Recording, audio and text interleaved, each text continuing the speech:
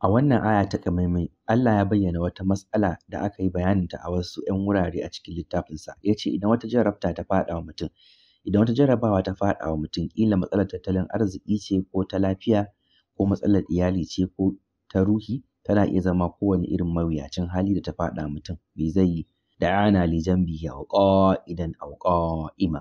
Sai ya fara addu'a zuwa gare mu yana kiran Allah, ya Allah ka fitar da ni daga wannan yanayin. Kai kaɗai ne za ka iya fitar da ni daga ciki. Na yi duk abin da zan iya, babu wanda zai iya taimako na in ba kai ba. Kuma ko wannan mutumin yana tsaye ko kuma a kwance yake ko kuma a zaune, ko da yaushe yana kiran Allah. Ya Allah ka warware min wannan matsala, ka taimaka min a wannan matsala, ka taimaka min a wannan matsala. Akwai miƙa wuya zuwa ga Allah a madadin wannan mutum. Falamma kashafna anhu durra, idan muka yaye masa wannan damuwa, marra ka'an lam yad'una, sai ya shagaltu kamar bai nemi agaji ba. Ila durrin massa, yana mai tafiya kamar bai roƙe mu ba. Mu kawar da cutar da ta addabe shi ba, da ke damunsa. Da farko idan kana matsananciyar damuwa, sai ka miƙa wuya a gauce kana kiran agajin Allah. Kuma idan matsalar ta warware, sai kowa ya koma gidan jiya. Mu yi ta rayuwa kamar ba ma neman agajin Allah, mu kawar da kai daga Allah. Babu hawaye a yayin addu'armu, wanda a baya muke zubarwa. Amma idan komai ya wuce, kai ka ce wannan alaƙar tsakaninmu da Allah ta riga ta yanke. Kawai mutum sai ya ce na samu abin da nake nema, yanzu zan ci gaba da rayuwata. Amma wace alaƙa wannan yake da ita da israf? Babu alamar akwai wata alaƙa da israf. Amma yadda Allah ya ƙarƙare ayar, musamman kazalika zayyana lil musrifina ma kanu ya'malun, wannan shine muka sanya ga waɗanda suke maɓarnata duk abin da suke yi an ƙawata musu shi.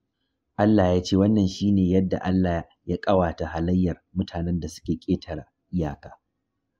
Ayar na bayyana wani sirri na musamman game da rayuwarmu. Idan kai rayuwar ƙetare iyaka, ko dai ta kuɗi, kashe kuɗi inda bai kamata ba, bushashar jin daɗi, bushashar rayuwa, wanda ke nufin ko da yaushe kukan fita da wasu, ko da yaushe kana waje tare da abokai, ana magana tare da mutane, baka da lokacin ibada ko wani lokaci na yin wani abu, komai za ka yi za ka wuce iyaka.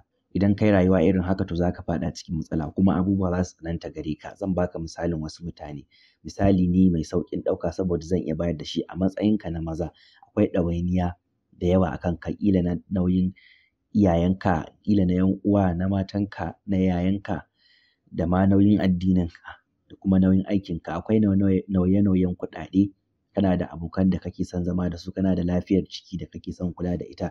Akwai abubuwa da dama da suke faɗo maka, abubuwa daban-daban da suke faɗo maka. Amma idan wani ya yanke shawara cewa zai kula da lafiyarsa, ya manta da komai, to a yanzu ya tura lamarinsa zuwa gefe ɗaya. Daga ƙarshe zai kasance cikin ƙoshin lafiya, amma sauran abubuwan za su taɓarɓare, za su kawo mai matsaloli da dama. Ko wani ya ce zan kula da 'ya'yana kawai, sannan zan manta da iyayena, zan manta da su, to za a samu matsaloli da dama da za su tunkaro.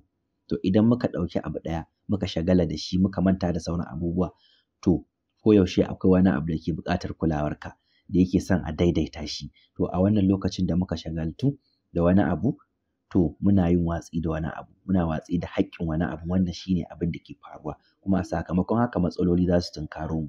Sannan daga baya mu koma muna roƙon Allah a sauƙaƙa mana damuwarmu. To haƙiƙa hanyar da za mu warware idan mun shiga matsala, idan ka shiga cikin mawuyacin hali, shine na duba a ina na shagala, ina na wuce ƙa'ida, me na yi watsi da shi, kuma me na wuce iyaka a ciki, me na zurfafa a cikin wani abu, kuma shi yasa nake cikin wannan damuwar. A haka ne na samu kaina a nan saboda na kasa daidaita wannan ma'aunin da ya kamata ya zama a nan. To wannan shine haƙiƙanin muhimmar ƙa'idar addininmu.